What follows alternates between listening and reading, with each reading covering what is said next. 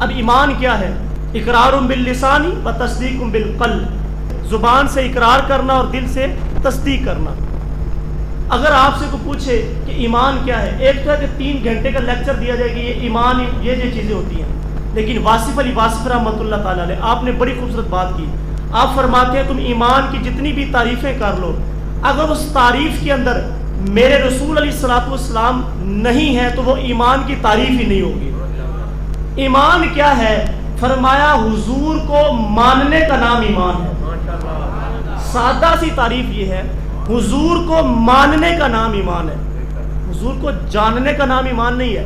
جانتا تو ابو جہل بھی تھا نا، جانتا تو ابو لہب بھی تھا، لیکن مانتے نہیں تھے۔ مانتا بلال حبشی تھا، مانتا وہ فارس سے آنے والا سلمان فارسی تھا، وہ روم سے آنے والا صہیب رومی تھا۔ تو حضور کو ماننے کا نام ایمان ہے، جاننے کا نام ایمان نہیں ہے۔ اور جہاں تک بات رہی جاننا بمانا ادراک، وہ حضور کو آج تک کوئی جان ہی نہیں سکا۔ سب سے زیادہ قربت تو جناب حضرت ابوبکر صدیق کو حاصل تھی نا۔ ایک دن ان کا ہاتھ پکڑا، قریب کیا، فرمایا ابو بکر تو میرا خلوت میرا جلوت میں ساتھی رہا ہے، میرے سفر و حضر میں میرے ساتھ رہا ہے، لیکن سن لے ابو بکر میری حقیقت کو میرے رب کے سوا کوئی جان سکتا ہی نہیں ہے۔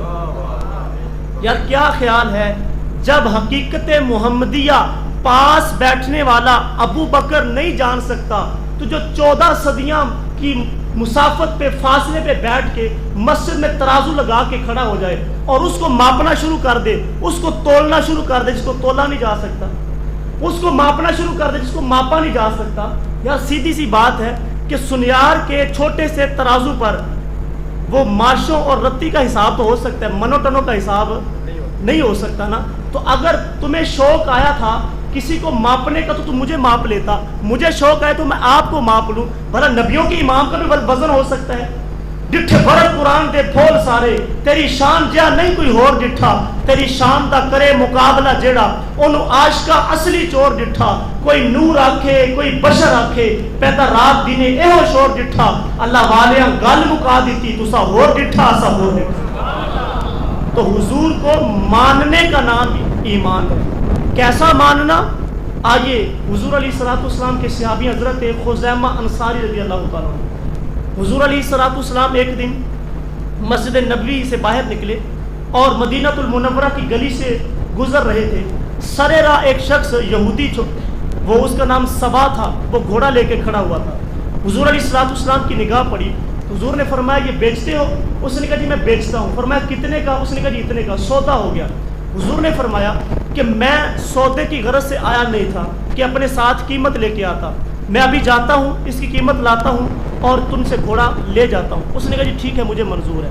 اب حضور علیہ الصلوۃ والسلام تشریف لے کے گئے، پیچھے سے ایک اور شخص آیا، اس نے آ کے پوچھا یہ گھوڑا بیچنے کے لیے کھڑے ہو؟ اس نے کہا جی بیچنے کے لیے کھڑا تھا لیکن میں نے مسلمانوں کے نبی کو بیچ دیا ہے۔ اس نے کہا جی کتنے کا بیچا تھا؟ اتنے کا بیچا تھا، ہماری بات ہو گئی ہے۔ اس نے کہا جی میں تمہیں اس سے زیادہ پیسے دیتا ہوں تو مجھے دے دے۔ اب وہ لالچ میں آ گیا، اس نے کہا کہ ٹھیک ہے۔ اب حضور جب تشریف لائے، اس کو پتا تھا کہ جب ہماری بات ہو رہی تھی تو پاس کوئی گواہ نہیں تھا، اس نے کہا تو مکر جانا، میں تمہیں زیادہ پیسے دوں گا۔ اب حضور علیہ السلام تشریف لائے، فرمایا یہ پیسے لو اور گھوڑا مجھے دے دو۔ اس نے کہا میں نے تو بیچا کوئی نہیں۔ حضور نے فرمایا ابھی ابھی ہمارا سودا ہوا ہے، میں پیسے لینے گیا ہوں اور تو کہتا ہے میں نے بیچا نہیں۔ اس نے کہا جی میں نے نہیں بیچا۔ اب بات بڑھنے لگی، تکرار تک جب بات پہنچی، لوگ اکٹھے ہونا شروع ہو گئے۔ اب جب جم گھٹا بنا، ہجوم بن گیا، اس نے خود ہی جان چھڑانا چاہیے۔ اس کو پتا تھا اس بڑے زمانے کے اندر صادق و امین تو لوگ انہی کو کہتے ہیں، میری بات پہ کس نے یقین کرنا ہے؟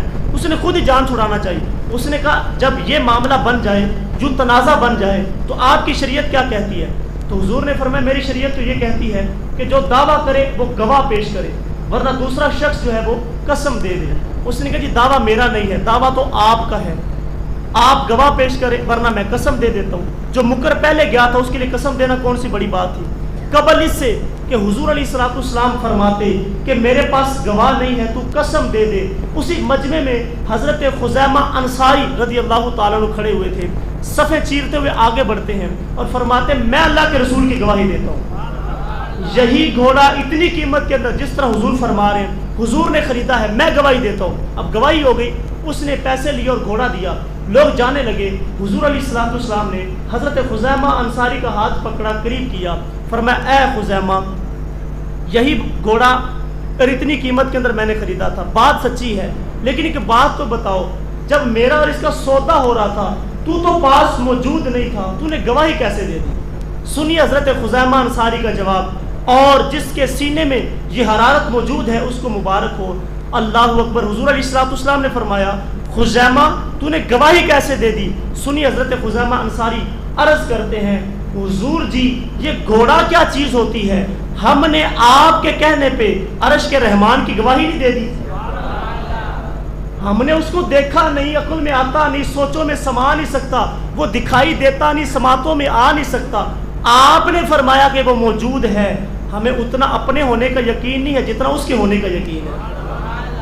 یار رب سے تو ڈائریکٹ کسی کی بات نہیں ہوئی، قرآن جو ملا ہے ہمارے پاس ہم اس کو سینے کے ساتھ لگاتے ہیں، حدیث جو ملی ہے یار سب کچھ ملا ہے مصطفیٰ کے صدقے سے ملا ہے، یار جو کچھ بھی ملا ہے یار خدا بھی ملا ہے تو وہ بھی مصطفیٰ کے صدقے سے ملا ہے۔ میرے اعلیٰ حضرت فرماتے ہیں ہم اس خدا کو خدا مانتے ہیں جو محمد عربی کا خدا ہے، ہم نے قطرہ دیکھا نہ کبھی دریا پہ غور کیا، ہم نے قطرہ دیکھا نہ کبھی دریا پہ غور کیا، بس جہاں تیری جھلک نظر آئی وہی ڈوب گئے۔ تو حضور کو ماننے کا نام ایمان ہے۔ تو حضور علیہ السلام جب یہ بات سنی تو حضور کو اتنی بات اچھی لگی، حضور نے فرمایا جانے والوں ذرا ٹھہرو میری بات سن کے جانا۔ لوگ اکٹھے ہو گئے، حضور علیہ السلام نے فرمایا جس پنچایت، جس کچہری، جس عدالت کے اندر گواہوں کی ضرورت ہوتی ہے میری شریعت 2 گواہ مانگتی ہے، لیکن جس کچہری کے اندر میرا خزیمہ ہوگا اس ایک کی گواہی 2 کے برابر ہوگی۔ یہ ہے حضور کو ماننا، حضور علیہ السلام پر ایمان لانا۔